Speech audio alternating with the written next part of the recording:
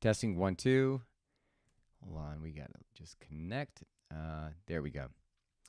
All right, what's going on, guys? Sorry, got a little bit of a technical malfunction there, so I got booted off. But we are back. So what's going on, guys? Downey Rouse here, and today I want to talk about your day. How are you feeling day to day? We are kind of fastly approaching the end of summer, and I want to know how's it going?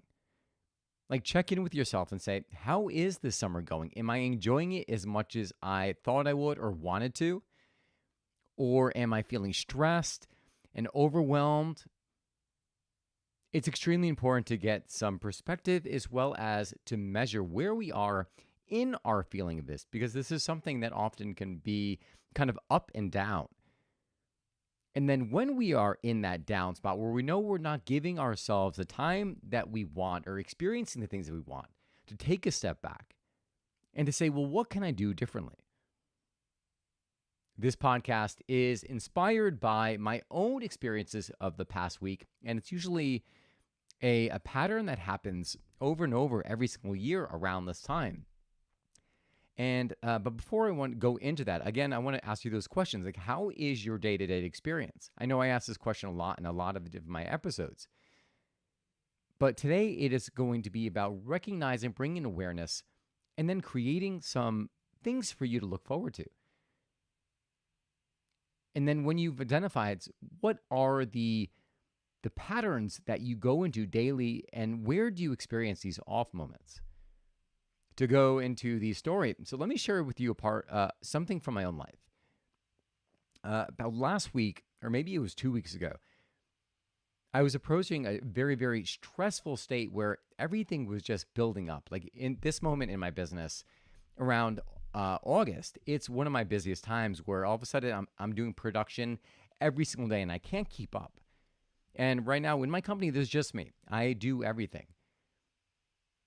So as a result of this later time in the year, I start to get really stressed out because all of a sudden I'm left with no time. It seems like there are too many things to do and not enough time to do it in. Can you relate?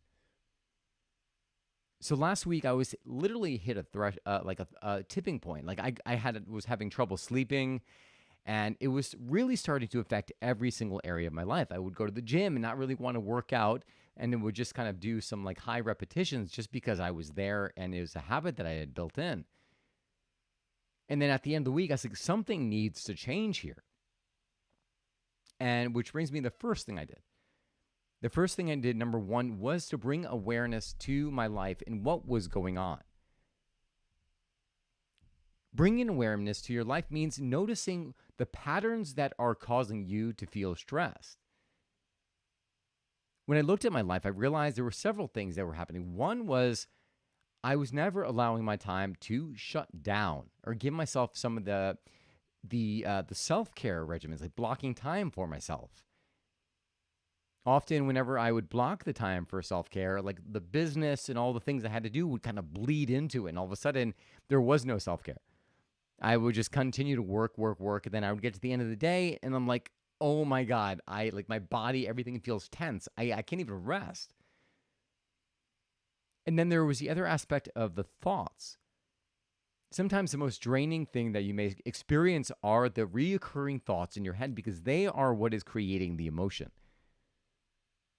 I started to look at my thoughts and quickly I realized that they were going to things that I couldn't control. They were going to what other people's perceptions of me would be. And a lot of time it was just thoughts that were reoccurring over and over and over and over again. Without capturing on paper, they just seemed to grow into this giant in my mind when really it was probably like a little dwarf.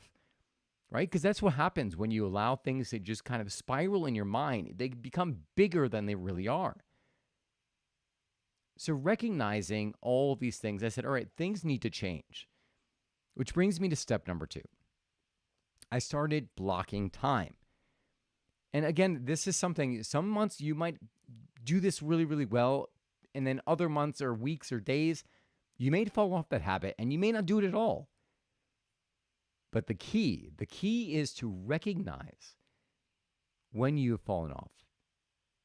So this way you can get back on and start to make the positive changes, take the positive actions that make you feel your day. So again, looking at this, one of the things I started doing was I started taking Mondays off. I never take a day off. And even when I say I'm taking a day off, my mind is always, again, it's thinking about my business. This happened about a couple weeks ago, maybe 3 weeks now. And I was like, all right, Mondays are my day, because otherwise I feel like there's no room for anything. Like my mind is always spiraling around my business, and it would just leave me feeling stressed. I just wanted a day where I didn't have to think about anything. So I met with my friend Matt, and we spoke about the idea of just giving myself a day. And I was like, okay, I'm going to commit to it. Week 1, I started to do it, but then I'm like, but all these things need to get done. And I started doing some coffee work. And then week 2, I did a little bit less. And now we're in week 3, and I gave myself the entire day off. The only reason why I'm here with you now doing this is because this, this is part of my purpose. So it's different because it doesn't feel like an obligation to me. This is something that fills me up, which is why I put it into my Monday. Another thing I started doing was I started to block time now and keep that time for self-care practices. One of the things that brings me the most joy is when I go to watch sunrise or sunset. And then when I'm watching sunset, all of a sudden, I did it for a couple weeks ago. I did it for a full week. And I noticed that everything felt calm. Like it carried over into the following week. All of a sudden, my mind was slower. I was observing all my thoughts and just kind of letting them flow by. But then things got busy again, and I dropped off that habit. And all of a sudden, I started to feel it in my day again. So now this is me reconnecting with that ritual and going out to watch the sunset this week. Another thing I started doing was I started just connecting with friends, saying, look, all right, well, I need to start doing some things that bring more joy rather than saying my day off and go read, have coffee outside. I need to add more variety into my life, because variety is the spice of life. Think about it. Like when you're in your day, like what are the things that you really remember? It's not the daily walk to the coffee shop, although those are very important. It's the things you do outside of the routine that add to the spice to your life. So recognizing that, I started to make plans with different friends to do kayaking, hiking, take some day trips. Because I know, one, that that will bring more spice to my life. And 2, if you're going to feel fulfilled, you have to have fulfilling relationships. So I block those things out. And now those are included in this week, and I'll carry it over to the following weeks. And a third thing I want to do is to plan something big for your future. For me, every year in November, I do a big trip. And I hadn't planned the trip because I wasn't in the mindset of wanting to even travel, because I was just so focused on doing the work. But then I started just kind of planting the seed. All right, well, let me just start watching some travel videos of Laos. And, as a result of watching those travel videos, talking to different people, all of a sudden it started to build momentum, this sense of excitement in me. And then today, my commitment to myself is to book that flight in and out of Southeast Asia, where I'm going to visit Laos and Sri Lanka. The reason I tell you this is because now having this event out in the future, it gives meaning to everything else that I'm doing. And I'm smiling thinking about it. And as a result of that, now I'm excited to work because I know that there's a payoff at the end. It just makes everything easier. So in closing, I want you to, again, the most powerful thing you can do is bring awareness to your life, because the things that are important aren't going to interrupt you, right? The demands of others, the emails, all those things you got to do are going to continue to bombard your day. But the things that matter are those quiet whispers, those things that your heart is guiding you to maybe either guiding you down a different path, or just towards something your heart knows is going to make you feel better. You have to listen to that. So in closing, I want you to, again, look at those 3 things. Let's get awareness. What was it that you were feeling last week or yesterday, right? Because we tend to cycle through our emotions daily. We have up days, down days, up weeks, down weeks, up months, down months. But usually we tend to have this norm that we follow. So if we could bring awareness to where we call our emotional home, then we can start to make changes and bring bring some consciousness to it so we could change it and feel better going forward. Secondly is the blocking of time, making time for yourself every single day, not skipping a day, right? You may be like, well, I can't do it. And yes, you can. Right? The first thing you say, if you say you can't, you stop yourself right there because you can. It could be a minute before you go into your doctor's appointment where you just, maybe you do a little breathing exercise and maybe just think about something that lights you up, right? Or maybe it's waking up 5 minutes early, losing that 5 minutes of sleep so that you can have that 5 minutes with your cup of coffee, listen to my podcast, and just remember how beautiful life really is.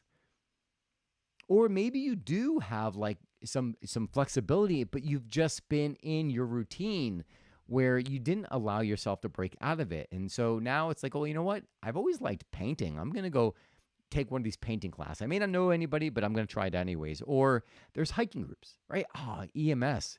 I think they're EMS, East Mountain Sports, or whatever the one that, REI, that's the one. They do hiking. They have groups that hike. Oh, wouldn't it be cool just to get on a group, meet some new people and go hiking, or join a run club? Find something you're passionate about and then just pursue that interest and start to incorporate some new things into your life as well as new people, because those relationships are going to be what feed you. And lastly, as I'd mentioned, plan something big, something that really, really stirs the passion inside you. For me, that's travel. You don't have to be someone that travels. Maybe it's going to like a knitting show, right? And buying new yarn because you love to knit. I'm giving shout outs to one of my friends, my friend Lynn. She doesn't like traveling. She doesn't really even like leaving home, but you give her like a store with like different colored yarns and she is beside herself. So find what lights you up and then just spend time, maybe block like a time out in the future where you get to just focus on something that lights you up. Because the truth of the matter is that, again, life is happening now. I feel, and one of the things that I find most challenging at times is always to come back to that intention of realizing that there isn't a moment outside of this moment right here. So this way you can really just put intention into feeling your day, into feeling your relationships, into feeling life. The biggest changes we want to experience aren't going to come from the things external. It comes from changing our relationship and how we experience ourselves internally. Fortunately enough, like sometimes it takes experiences to bring those realizations, right? And that's just kind of like a double benefit. But I want you to really start to go inside and really understand what your heart is calling you to do, what your soul needs in order to feel fulfilled, to feel happy. And just to start to let go of the chains that you put on yourself. So this way you could experience a more full, rich, and empowering life. So I hope you enjoyed this episode here. Thank you so much for listening. If you did, please hit that subscribe button, leave a comment. If you have any questions, of course, you could always email me them via my website at www.donnyraus.com. Again, DonnyRaus.com. Thank you guys so much for tuning in. I hope you enjoyed this episode. I hope it just gets the brain juices flowing in a different direction, because the intention here is just to feel more of life, right? The ritual of coffee for me is for me to give it to you, so this way you are connected to your day and you give yourself that moment before you're being pulled off in all the different directions. You're giving yourself that moment to steer your own ship of life. So that is all I got for you guys. God bless you guys. Thank you so much for tuning in. And remember, you only get one life. Live fully, live passionately, and most of all, live now. God bless you, and I will see you again soon.